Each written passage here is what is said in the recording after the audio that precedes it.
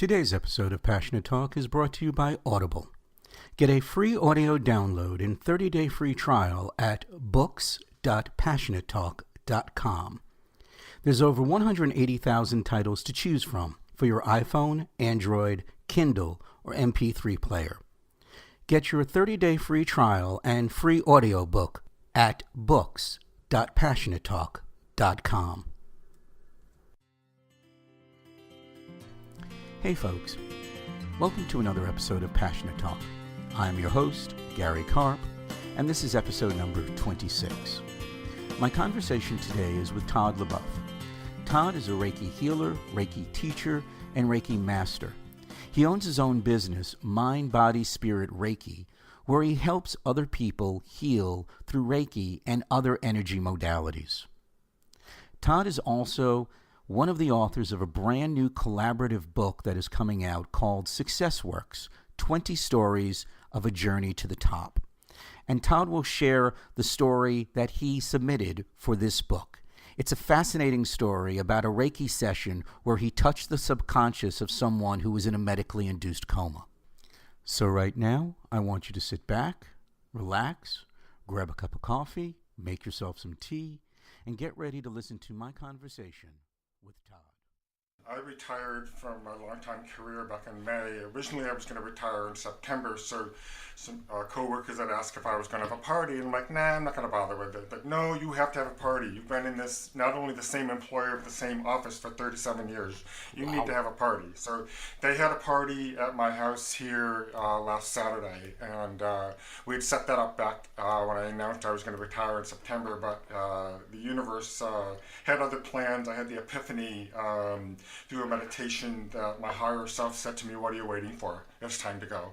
And they gave me the date of May 30th. And so I didn't question it. I listened. I downloaded the forms, and because I'm part of the New York State retirement pension system, and everything just fell right into place. So anyway, we had the party, and then this week I've been doing a lot of different things for my business. I'm updating my website. It's a whole new look to it, and I'm really excited about that. So after 37 years, what job did you walk away from in May? I worked in a in-house publications and printing department. We did not all of the printing for the college, but some, and later in years I got away from the laborious part of actually being the printer and became a manager of the floor, so to speak.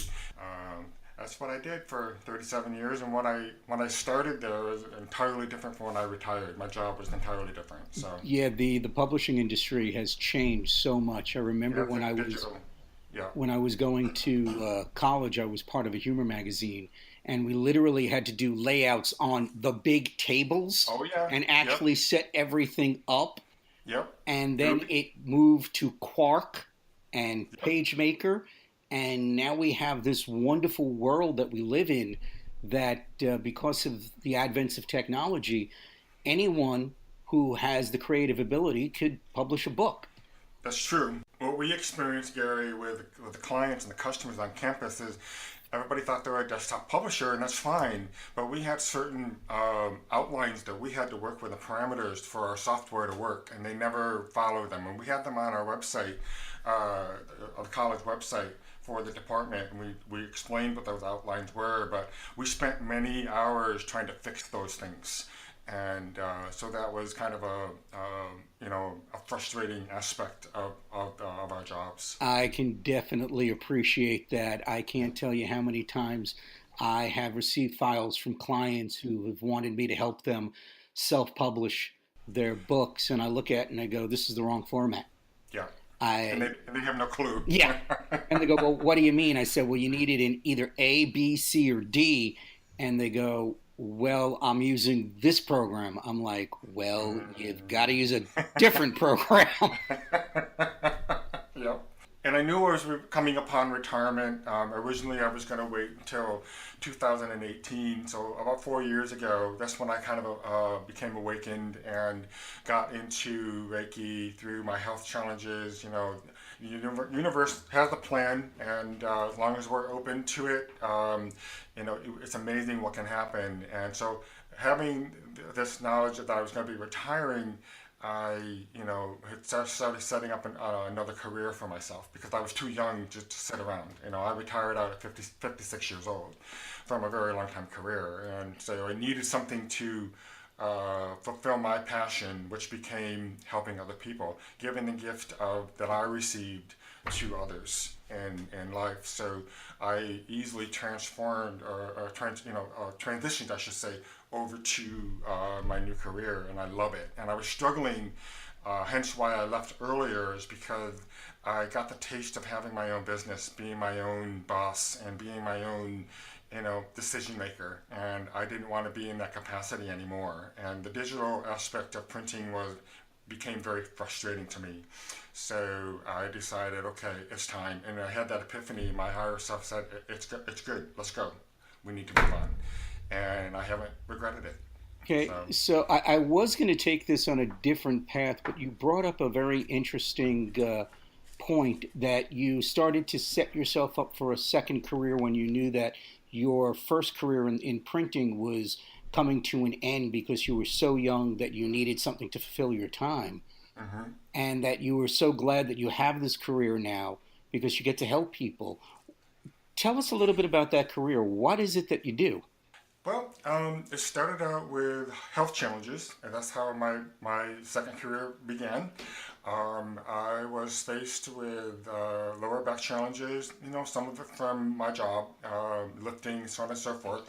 Back when I started in the 80s, they didn't really teach safety on how to lift properly and so on and so forth. So some of the damage was occurred from my job, and some was from, genetic stuff on my mom's side. Back in about 2011 or so, I was having a really hard time with my back. I was experiencing a pain level of 8, 9, 24/7. I could not stand long, I could not sit for very long, I could not lay. I had to keep shifting and moving all the time. So therefore, my focus was on my pain so severely, and that's not good. So I decided to redirect my focus, if you will, of my pain, and I decided to adopt a puppy. I adopted the puppy. I called my friend Lynn, who is the breeder of Australian Shepherds, and she also handles dog shows, and we're very good friends. And I called her up and I said, Lynn, do you have a litter of puppies coming soon? And she said, as a matter of fact, I do. So the litter of 8 were born, and I'm a firm believer that pets pick you. Absolutely. So I made an agreement with her that every week, once they were old enough to be around people, I would sit in the middle of the pen and let all 8 mingle around me, and there was always this one that came to me. So we decided that was the one I was going to take, and I got him at about 8 or 9 weeks and immediately connected up with a friend who is a dog trainer, hired her privately to, do puppy training and obedience. And at about 6 months old, he was 6 months old, I had seen a flyer that there was going to be a dog show at one of the local ones that I used to partake in years prior. It was a 3-day show, Friday night, Saturday, and Sunday.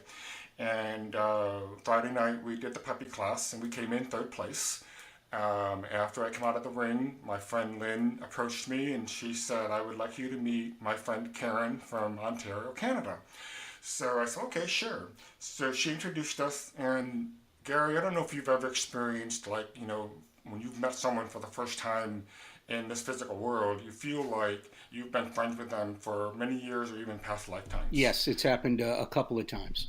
And this is what it was like for Karen and I. It was just like we had picked up from conversation we left off. And it was very comforting, very old, like hold a home Dave, and just talking about a lot of different things. And she looked at me and she said, Todd, she said, do you have back challenges? And I said, well, yes, I do, Karen. How do you know that? And she said, well, I'm a breeder of Australian Shepherds for many years. And she said, I have a trained eye. She said, I teach handling of dogs in the ring. And she said, I noticed how you were carrying yourself, and that follows through to the dog, how you're handling the dog. And she said, have you ever heard of Reiki? And I said, never heard of that word in my life. So she explained it to me what it was, and I'm like, oh, that's really interesting, energy modality. And of course, I am very open-minded to alternative modalities. I had tried acupuncture, and that worked pretty well. And so she offered to do a session with me. And I said, here on the showground. She said, sure, let's grab a couple of chairs and we'll go off to the side where it's quiet. And Gary, after she did the first session, I was amazed how much calmer I felt and how much at peace, and my pain level dropped down about 2 notches. Okay, Todd, I'm going to Yes. interrupt you here for a moment because we still don't have the answer to what you do. You're telling a wonderful Oh, story for our audience. We know all about the puppy you adopted. We know all about your back pain. We know all about the dog shows that you're going to, but you haven't told us what you do. So okay. if we can condense this into, let's say, 30 seconds, and let's just say, Todd, what do you do? Okay. What I do currently is I'm a Reiki master teacher. I am the owner and founder of Mind, Body, Spirit, Reiki, and Beyond near Oswego, New York. I see clients and do Reiki sessions on clients, which include Tibetan singing bowl, vibrational therapy. I do aromatherapy with essential oils and crystal therapy. I also do meditations with Reiki, chakra clearing, and transformational energy coaching. Okay. So those are the So things I do. this is usually where I would ask, wow, Reiki, that's interesting. Tell us how you got into that. But I think you Okay. just did. Okay.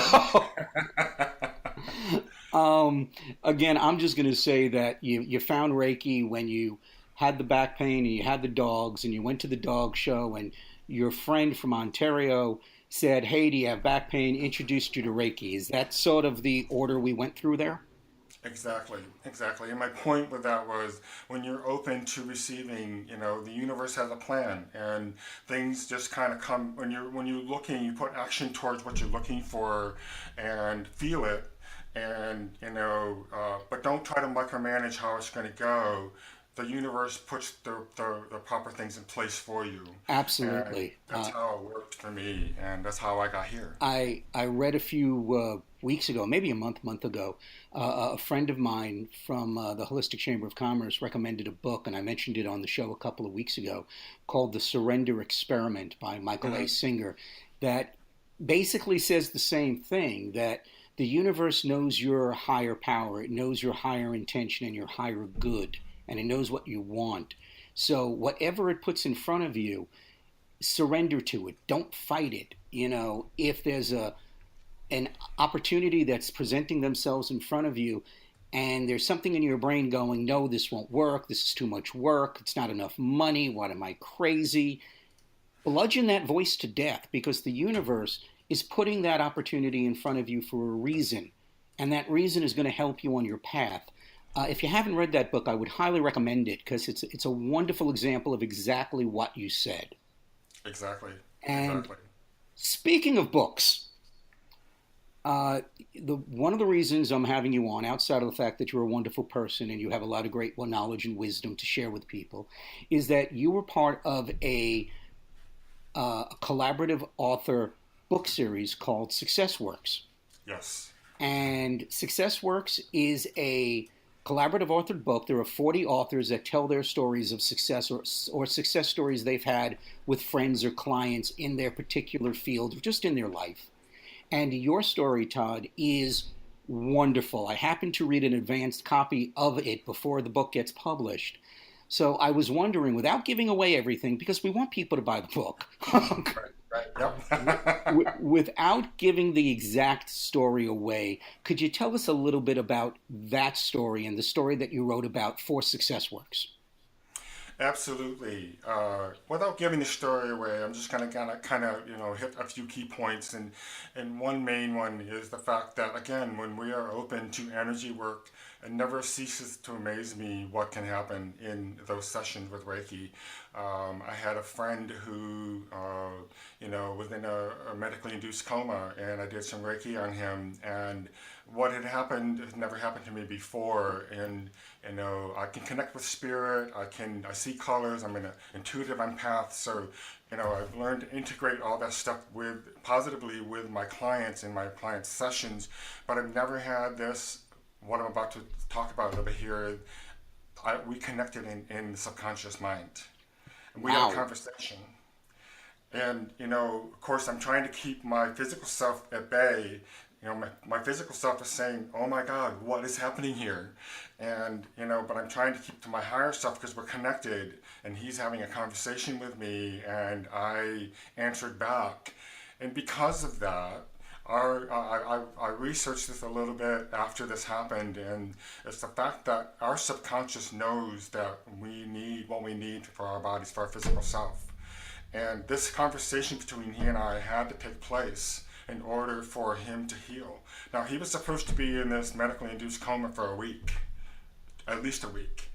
And after this conversation took place and the Reiki session took place, his stats became pretty much normal within 3 days. Wow. His toxicity level in his liver was still pretty bad, but they were working with that. And so after 3 days, they connected with his mom and said, hey, his stats are becoming normal. We need to kind of get him out of this coma. We know we said it would be at least a week, but we're not sure what's happening, but it's all good. And we'd like to take him out of the coma, but we're ready to put him back in case he's not ready. So,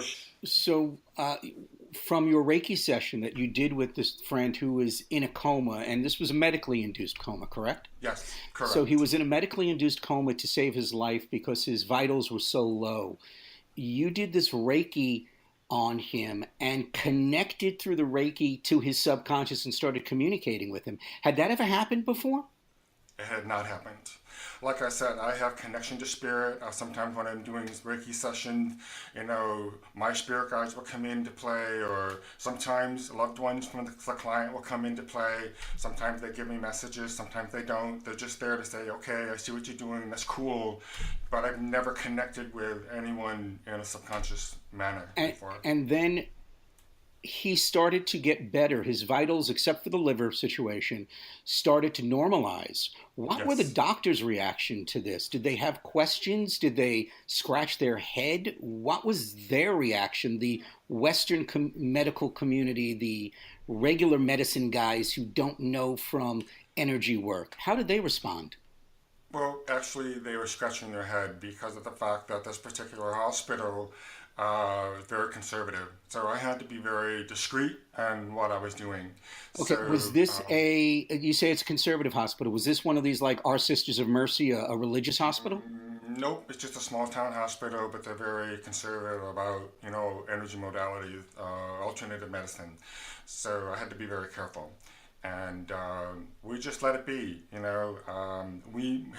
mom and I and himself, we all knew what happened. And here's the really key point, Gary, is after he got out of the coma, he was released out of the hospital 2 days after that, went on for some counseling, and he stopped by my house and he said, Todd, I want to thank you for what you've done for me. You're an awesome healer. And I said, no, Tim, I'm not the healer. I said, I'm just a conduit for the life force energy and divine source to come through me. You and the divine source and life force energy are the ones that heal each other. Absolutely. I feel the same way.